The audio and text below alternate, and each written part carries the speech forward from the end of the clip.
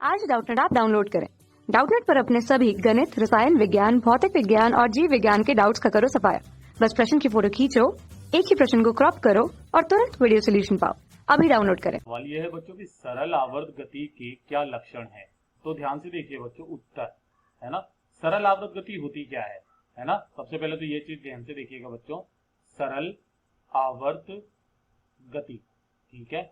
हमेशा ये चीज में सबसे पहले तो ये चीज देखिएगा, मैं सरल आवर्त गति के आधार पर मैं आपको एक चीज बताता हूँ। जैसे कि हमारा जो पेंडुलम होता है, सरल लोलक है ना, वो कुछ इस तरीके से होता है, ठीक है। ये कुछ इस तरीके से ये लटका हुआ है, ठीक है, ये यहाँ पर। तो ये क्या करता है बच्चों, ये इसके इधर की तरफ में भी अधिकतम तक जाता है ना, और ये ऐसे के ऐसे ही इधर की तरफ में भी अधिकतम जाता है। यानी कि ये इधर और उधर जो है अपनी माध्य स्थिति के इर्द गिर्द जो है वो क्या करता है, एक निश्चित समय अंतराल में चक्कर लगाता है माध्य स्थिति में, ठीक है। अच्छा, तो ध्यान से देखिए बच्चों, इसके लक्षण क्या है ना। तो चलिए इनके लक्षणों के बारे में बात कर लेते हैं, ठीक है। लक्षण, ठीक है, तो मैं यहां से लिखना चालू करता हूं, ध्यान से देखिएगा। पहला है कि सरल आवर्त गति में कण का जो त्वरण होता है उसके विस्थापन के समानुपाती होता है और उसकी माध्य स्थिति की ओर निर्देशित होता है। इसका मतलब क्या है, ध्यान से देखिए बच्चों। जब कण यहां पर है, जैसे अब ये जब ये इधर की तरफ में जाता है v वेग से, यहां पे ऐसे ऐसे ऐसे जाता है, तब इसका जो त्वरण होता है वो इधर की तरफ में होता है a। लेकिन जब ये इधर की तरफ में जाता है तब त्वरण होता है हमारे पास में किधर की तरफ, इधर की तरफ, ये v का है, ठीक है। तो हमेशा त्वरण और वेग की दिशा क्या होती है बच्चों, विपरीत होती है, और त्वरण की दिशा हमेशा किधर की तरफ होती है, माध्य स्थिति की ओर होती है हमेशा, ठीक है। और इन दोनों के बीच में जो कलांतर होता है, ए वेक्टर व वी वेक्टर के बीच जो कलांतर होता है वो कितना होता है, 180 डिग्री, या फिर मैं बोलूं पाई का, ठीक है। तो ये इन दोनों के बीच में कोण हमेशा इतना होता है, एक दूसरे के विपरीत लगते हैं, ठीक। तो ये पहला तो हमारा ये खत्म हो गया। दूसरा क्या है कि जो हमारे पास में इसके लिए जो समीकरण होती है ना, इसके त्वरण की, वो क्या होती है, ए जो है वो बराबर होता है माइनस के ओमेगा स्क्वायर वाई, ठीक है। अर्थात जो ए है वो समानुपाती होता है बच्चों किसके, विस्थापन के वाई के। जितना ज्यादा तक ये दूर तक जाएगा इसका त्वरण का मान बढ़ता है। यहां पर इसका त्वरण का मान अधिकतम होता है और फिर यह वापस इधर आ जाता है। यहां पर v क्या हो जाती है, 0, इसके यहां पर भी v क्या हो जाती है, 0, फिर ये इसके बाद में ये इधर की तरफ में आता है, ठीक है, माध्य स्थिति की ओर। यानी कि यहां पर कुल जो गतिज ऊर्जा है वो तो 0, लेकिन स्थितिज ऊर्जा क्या होती है बच्चों, मैक्सिमम।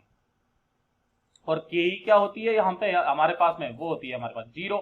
यहां पर भी क्या होती है, पीई जो है वो अधिकतम होती है, ठीक है, और के क्या होती है, वो 0 होती है। और यहां पर होती है पीई 0 और के क्या होती है, अधिकतम होती है, ठीक है, मैक्सिमम। ओके, ये हो गया। दूसरा, ध्यान से देखिएगा कि सरल आवर्त गति प्रदर्शित करने वाले कण की कुल ऊर्जा क्या रहती है, संरक्षित रहती है। आप चाहे कहीं पर भी चले जाइए बच्चों, इनका जो कुल ऊर्जा मतलब इन दोनों का योग, ठीक है, हर जगह पर क्या रहेगा बच्चों, समान रहेगा।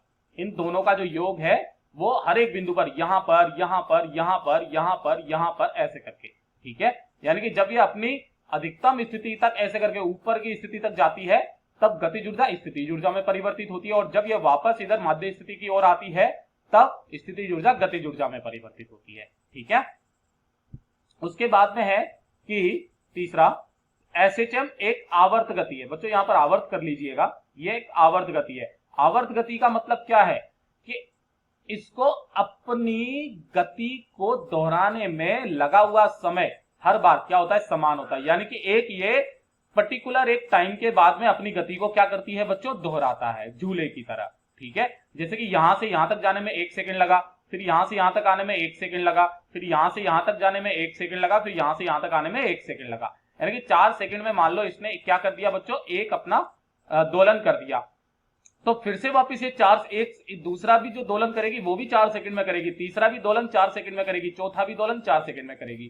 तो इसका आवर्तकाल 4 सेकंड हो गया। ये हमारे को बोलते हैं आवर्त गति कहते हैं। यानी कि एक किसी निश्चित समय के बाद में अगर वो अपने गति को दोहराती है तो। फिर अगला है बच्चों हमारे पास में कि साइन एसएचएम को, यानी कि सिंपल हार्मोनिक मोशन, सरल आवर्त गति को साइन या कोस के एकल हार्मोनिक फंक्शन द्वारा दर्शाया जाता है।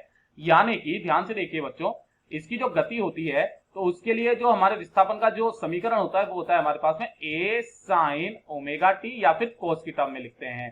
जब हम v निकालते हैं तो v कितना होता है, वो होता है हमारे पास में dy बाई dx, वो कितना हो जाता है a omega cos omega T हो जाता है। और जब a लिखते हैं त्वरण तो वो कितना होता है, वो होता है हमारे पास में dv बटे dx, सॉरी dx नहीं, जहां पर dt आएगा, ठीक है, क्योंकि समय के सापेक्ष कर रहे हैं ना, तो ये dt ये कितना हो जाएगा मेरे पास में माइनस का a omega square sine omega T, ठीक है। तो ध्यान से देखिए a साइन ओमेगा टी वापिस क्या हो गया, y हो गया। तो ध्यान से देखिए बेटा ये कितना हो जाएगा मेरे पास में a बराबर माइनस के ओमेगा स्क्वायर y, जो हमने यहां पर किया था, है ना। ओमेगा क्या है, इसका कोणीय वेग है, तो यहां से जो त्वरण है वो विस्थापन के समानुपाती आ रहा है, ध्यान से देखिए बच्चों, है ना। तो ये होता है हमारे पास में त्वरण, ठीक है। तो यहाँ पर जो है साइन और कोस के टर्म में ही इनकी समीकरणों को लिखा जाता है, यही इसका उत्तर है बच्चों। धन्यवाद। कक्षा 6 से 12वीं से लेकर नीट, IIT, JEE वो एडवांस के लेवल तक 1 करोड़ से ज्यादा छात्रों का भरोसा। आज ही डाउनलोड करें डाउटनेट ऐप या व्हाट्सएप करें अपने सारे डाउट्स 8400 400 400 पर।